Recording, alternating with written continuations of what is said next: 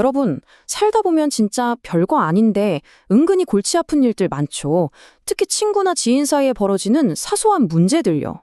오늘 바로 그런 문제 하나를 가져와 봤습니다. 바로 빌려준 물건이 고장났을 때. 이 아주 흔한 상황 속에 우리가 생각지도 못했던 깊은 지혜가 숨어 있습니다. 자, 그럼 바로 본론으로 들어가서 한번 상상해 보세요. 내가 정말 아끼는 물건을 친구한테 빌려줬는데 친구가 이걸 쓰다가 고장을 내서 가져온 거예요. 이럴 때 수리비는 누가 내는 게 맞을까요? 여러분이라면 어떡하시겠어요? 네, 이 딜레마의 핵심은 결국 책임이 누구한테 있냐는 거잖아요. 그쵸? 고장난 물건에 대한 책임 소지, 여기에 대해서 정말 흥미로운, 어쩌면 좀 충격적일 수도 있는 관점을 한번 들여다보겠습니다. 아마 열의 9은 이렇게 생각하실 거예요. 아니, 당연히 빌려간 사람이 물어내야지. 고장낸 사람이 책임져야지. 이게 우리의 상식이잖아요. 그런데 말이죠. 오늘 우리가 들여다볼 생각은 정반대입니다. 어쩌면 그 책임 빌려준 사람한테 있다는 거예요. 네, 바로 나 자신한테요. 네, 제대로 들으신 거 맞아요. 정말 의외의 답이죠? 이 문제의 책임은 바로 빌려준 사람에게 있다는 겁니다. 아니, 도대체 왜? 어떻게 이런 결론이 나올 수 있는지 지금부터 그 이유를 하나씩 뜯어보죠. 이 생각의 핵심이 바로 이 한 문장에 담겨 있습니다. 빌려준 물건이 고장나서 돌아왔으면 그건 내가 고쳐야 한다. 와, 진짜 한 번도 이렇게 생각해 본 적 없는데 그렇지 않나요? 자, 첫 번째 이유가 뭐냐면 바로 물건의 수명 때문이라는 건데요. 여기 타임라인을 한번 보세요. 어떤 물건이든 처음 샀을 땐 100% 멀쩡하죠. 근데 쓰면 쓸수록 조금씩 닳잖아요. 이건 어쩔 수 없는 거예요. 그러다 내가 친구한테 빌려줬을 땐 이미 어느 정도 닳아있는 상태였다는 거죠. 그러니 언젠가는 고장날 운명이었는데 하필 내 친구가 그걸 쓰고 있을 때 딱 하고 마지막 숨을 거둔 것뿐이라는 거예요. 좀 억울할 수도 있겠죠, 친구 입장에선. 근데 이게 단순히 누가 돈 내냐 이런 차원의 문제가 아니에요.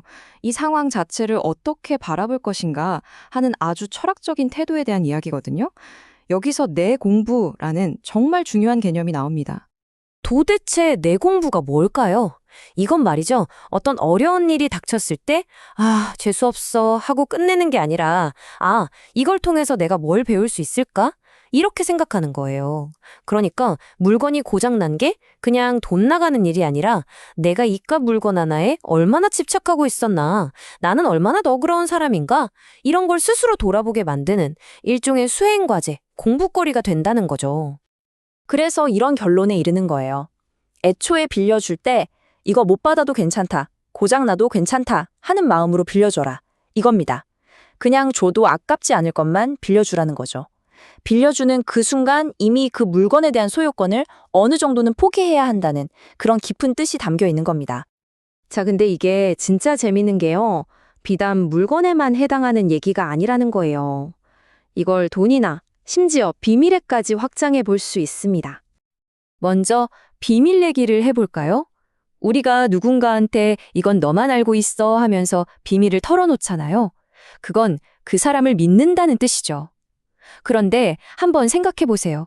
물건처럼 비밀도 일단 내 입 밖으로 나가는 순간 어떻게 될까요? 바로 이겁니다. 비밀을 말하는 그 순간, 그건 더 이상 나만의 것이 아니게 돼요. 내가 통제할 수 있는 영역을 벗어난 거죠. 그 친구가 다른 사람한테 말할지 어떨지 나는 더 이상 컨트롤할 수 없다는 거예요. 이것도 마찬가지입니다. 물건처럼 한 번 내 손을 떠난 것에 대한 통제권, 그 집착을 내려놓아야 한다는 거죠. 자, 이번은 돈 문제입니다. 이건 아마 훨씬 더 현실적으로 와닿으실 거예요. 우리가 돈 빌려줄 때 당연히 받을 생각하고 빌려주잖아요. 안 그러면 그냥 주는 거지 빌려주는 게 아니니까요. 그쵸? 근데 이 철학에 따르면 어떨까요? 여기에도 똑같은 원칙이 적용됩니다. 돈을 빌려줄 거면 이 돈 못 받을 수도 있다고 생각해라. 그게 안 되면 아예 빌려주지를 마라. 이겁니다. 다시 말해, 그냥 줘도 괜찮을 만큼만 빌려주라는 거죠. 왜냐?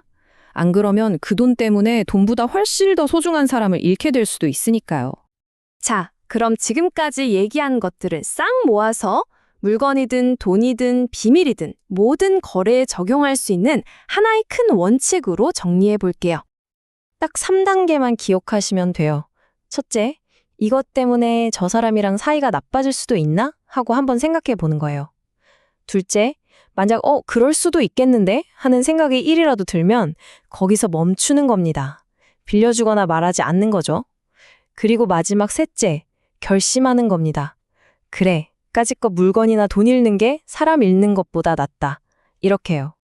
결국 선택은 정말 간단해져요. 물건이냐, 사람이냐. 답은 정해져 있죠? 사람을 지키는 겁니다. 이게 오늘 우리가 이야기한 이 생각의 핵심, 최종 결론입니다. 이 모든 이야기를 하나로 꿰뚫는 키워드가 있다면 그건 바로 내려놓음일 겁니다. 어떤 결과든 물건이든 내가 통제하려는 그 마음을 그냥 놓아버리는 거예요.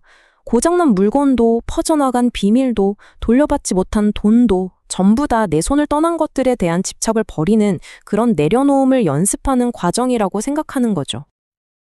자, 이제 이야기를 마무리하면서 마지막으로 여러분 자신에게 한번 질문을 던져보셨으면 좋겠습니다.